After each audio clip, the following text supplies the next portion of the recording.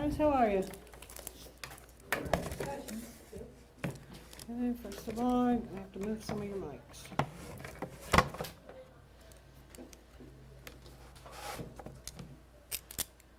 All right. So thanks for coming out, folks. I want to take a minute to give you guys an overview of the incident from the weekend. First of all, I think it's very important that everybody understands we had well over 150,000 people in the downtown area this weekend. We had a major Big Three basketball tournament at the arena. We had a Reds game with large crowds, and we had the Cincinnati Music Festival.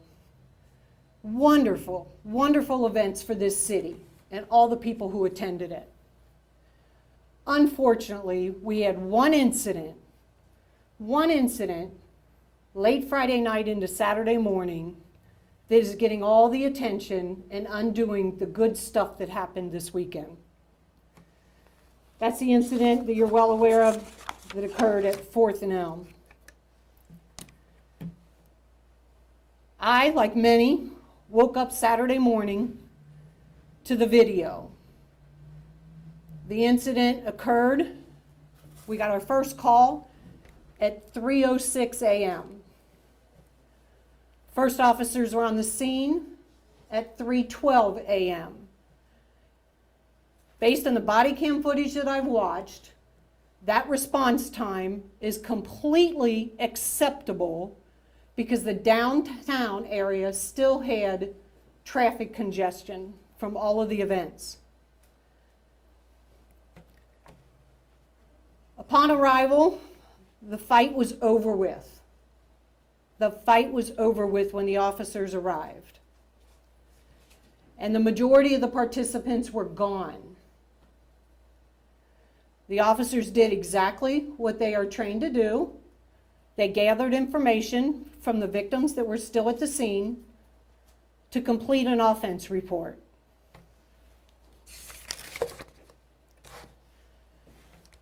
I will tell you, at this time, we have victims and suspects identified, and we have charged 5 people in this offense. I'm not going to release that information to you. I will say, if individuals were down there and participated in this event, it would be in their best interest to come turn themselves in at one of our police districts. We have 5 we have charged and anticipate more. Let me be clear. Anyone who put their hands on another individual during this incident in an attempt to cause harm will face consequences. I don't care which side of the incident or the fight they were on. If they place their hands on somebody in an attempt to cause harm, that is unacceptable. This is still an open investigation, and all potential charges are being investigated for everyone involved. All investigative tools and techniques are on the table, including, were some of these individuals overserved at some local establishments? It is clear to us that alcohol played a part, a significant part, in this incident. I want to thank every citizen who has come forward and provided us with information. Some of those tips have led to the charges being signed.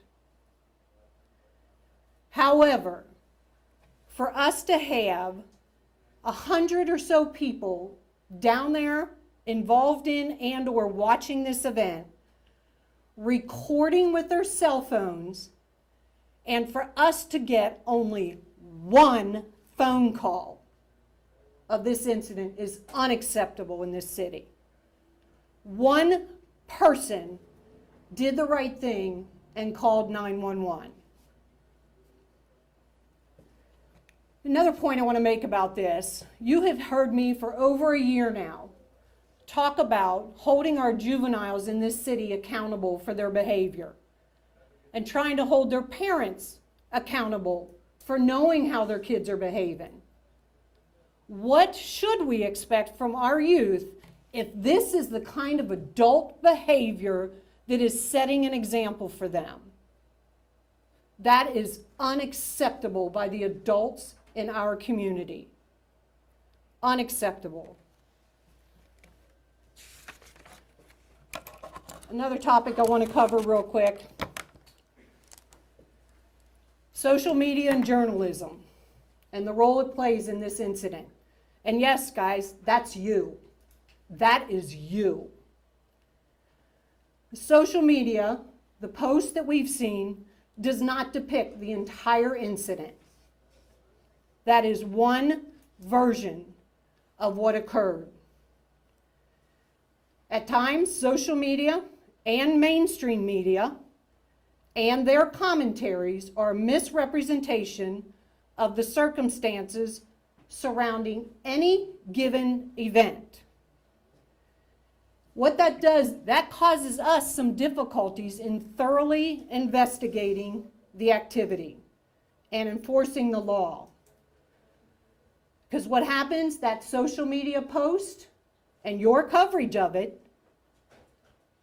distorts the content of what actually happened. And it makes our job more difficult. My absolute gratitude for the investigators who came in on Saturday as soon as this video was posted and rolled their sleeves up and got to work. They have done an amazing amount of work in a short period of time. I want to look to the men and women. If you can see me or hear me now, I want to say thank you to the men and women of CPD. You made this weekend, outside of this one incident, an amazing success for this city. It is because of your hard work that we are able to have such large-scale events here in Cincinnati. And we will continue to do that because of the work that the police do all of the time for this city. To the men and women, if nobody else has told you today, thank you. Thank you for stepping up no matter what is being said about our city, our leadership, our department. I say thank you to every man and woman, civilian and sworn, on this department. Your work does not go unnoticed. Thank you. Chief, did anyone go to the hospital? If so, how many people went to the hospital and what are their conditions? I don't know if they went to the hospital after. I know that when the officers who arrived on the scene, based on the body cam footage that I have watched, that all of the victims were still on the scene. And they appeared to be as well as could possibly be expected. Chief, we've talked with a lot of people. Some are angry that this incident happened. Others, frankly, are scared to go downtown given the picture that this paints for the area. What message do you have for those folks? I think what they should be angry about is nobody called the police. Nobody got us there as quickly as we could get there. They waited until they saw it on social media. Now everybody's concerned about what's going on. Hold on, you asked a question, let me answer. That is unacceptable, to not call the police when you view this. Traffic was horrendous. People saw this, they were fighting in front of traffic. Why didn't somebody call us? As to the part of your question about people not wanting to go downtown, I will still take my family downtown. I will patronize restaurants downtown. I will go to events downtown. What people need to realize, what adults need to realize, you need to be mindful of your alcohol consumption. A lot of times when we, the police, get involved in incidents like this, it's because of alcohol. So I will go downtown, I will patronize, I will encourage my family members to go downtown and patronize. What I won't do is tell them to overconsume alcohol, and I would not encourage them to be downtown when all the bars are letting out at 3 o'clock in the morning. And on the note of social media, it has been several days since this incident happened. There's frankly been an information void left in that period. Why are we addressing this now and not earlier? An information void by us?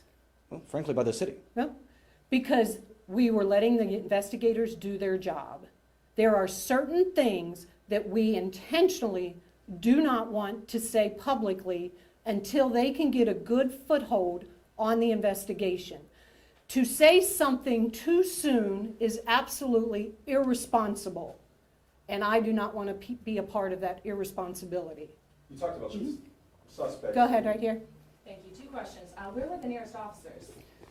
In the central business section, they were working. They were both in vehicles, and like I said, they had to maneuver through the traffic. My second question is, you had said social media, news media distorted the content of what actually happened. What exactly was distorted? I understand that there was multiple views of the video, but exactly what led up to this? I mean, what was distorted?